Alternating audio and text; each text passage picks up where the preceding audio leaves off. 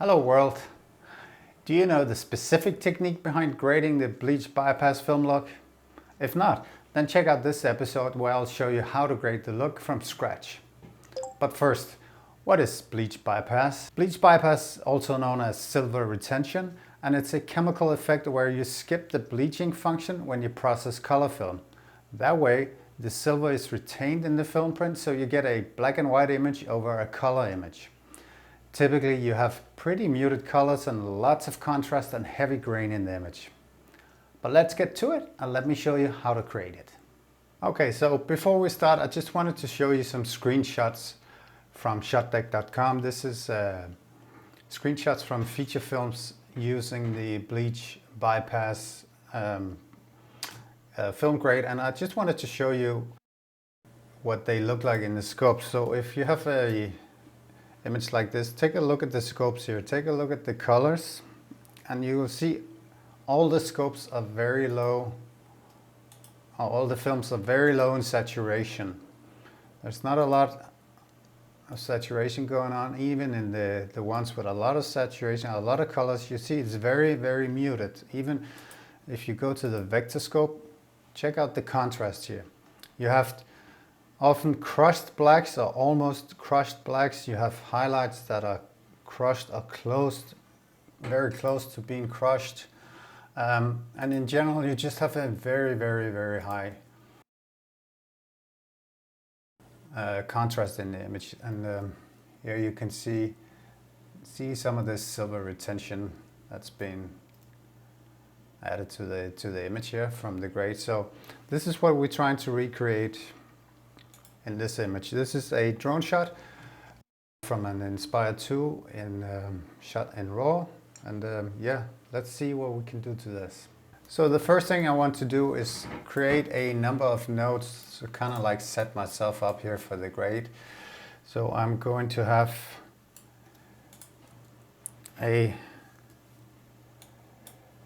three nodes, and then I'm going to add two nodes in a layer mixer. And this is the most critical and important step for this whole grade to work. You need to do this. So the layer mixer, you change the composite mode from normal to overlay. And then you go to the top node and you take off all the saturation from this. Let me just rename that DZ. And the bottom node you just leave as is. It doesn't have any use for this, but turn this off and on, off and on. You can already see we got some of the characteristics.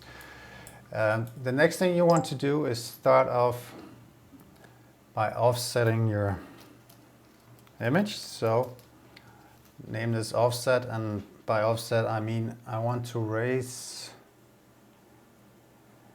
the whole image up a bit, something like this, just to get out a little more detail. You can always come back, and we are going to come back and forth between the images. This one is going to be our balance node, so we can check our vector scope, and then going to go to the offset and check. This is pretty well balanced. I might add a bit of yellow to the gamma, just for some interest's sake. And yeah, I'm not going to do too much look adjustment here. It's just the balance, so before and after, before and after. We can always come back to this again. And now what you want to do, this is also a crucial step. You want to create a node. We're going to name this a log, and we are going to go to the log wheels. And if you take a look at the scopes down here, you see we can push it a bit more. So I'm going to push it all the way. I'm focusing on this area up here. This is where I'm gonna blow out the highlights first, but I'm gonna bring them up quite a bit, because I also want to bring out the highlights in the other areas of the image where we have some highlights shining through here. We want to kind of like exaggerate that a bit, quite a bit. So this is before and after, and don't Don't worry about these being blown out. We can recover that before the grade here upstream. We're going to go back to that. And actually, let's do that. So we go to this node and we name this highlight node. And then we're going to use the HDR tool for this, and we're going to find our, see here, our specular highlights. I'm going to bring the exposure down in that while I'm looking at the scopes over here. So I'm bringing it down to get some of the information back. Now I'm okay with just the edges being clipped, but if we turn this node on and off and on, you can see we get some of the detail back here, but we still have very high highlights. Then I'm going to go back to the log wheels, and here I'm going to go to the log, to the shadows, and I want to really crush my shadows. So I'm looking at my waveform, but I'm obviously also looking at the image, and this part here is going to go all the way down just to like almost crush it, very, very close to crushing it. Then I'm going to go back to my offset, and I want to add a little more blue into my lift. I want to have the asphalt looking a little more bluish. You could of course also go for a tealish blue, but something like this before and after. And then I want to bring some of the saturation back, because this looks kind of dull, but so obviously go too far and then bring it back. So something like this looks interesting. So we have a pretty decent look here, and you could basically park it here and you'll have a good bleach bypass look, but there's more you can do. So I'm going to add I'm going to do a little bit extra with my look here. So I'm going to add a glow effect and see what that does, because if you add a soft light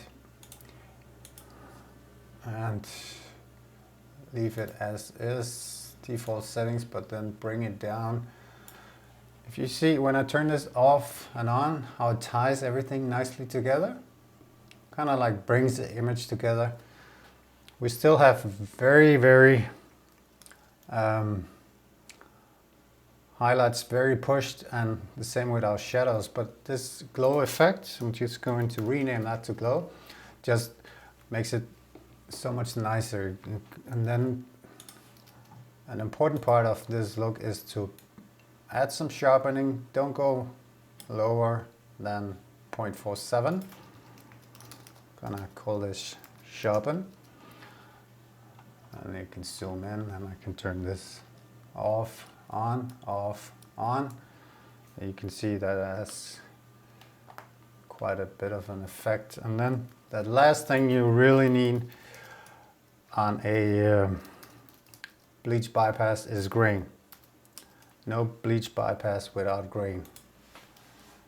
So what I'm going to add here is pretty heavy grain. So I'm going for the 35-400, and let me just zoom in a bit so I can better see it. I'm going to increase the texture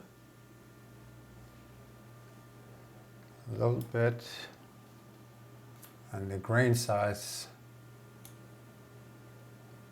pretty heavy grain here. It might be a little bit hard to see on YouTube. I'm going to turn it off and on. Maybe I can exaggerate it a little bit for YouTube compression. Let's zoom out. That's a pretty cool effect. And what you could do to kind of like visualize your grade, you can add a color palette. And here you have the the range of colors from the shadows, the midtones and the highlights, and you can see how muted they are. Pretty well aligned with what you would expect a characteristic from a Bleach Bypass. So let's go through all the notes. So let's quickly recap what we did here. So the first thing is we added a layer mixer with a composite mode set to overlay, and then we desat the whole image. Then we created an offset node where we pushed everything up, offset everything up, got some more details into the image.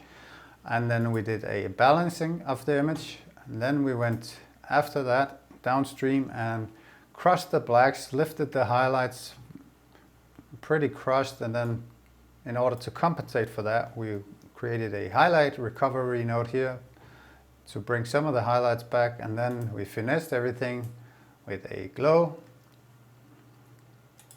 and we added some sharpening, and finally some grain to the image. So let's watch this in full screen.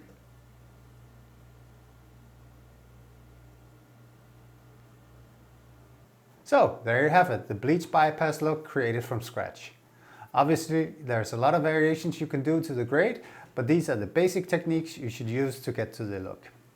I hope you liked this tutorial, and if you did, please hit the subscribe button and consider giving us a like, and let us know in the comments if there's anything else you would like us to go over, and we'll consider that for the next episode.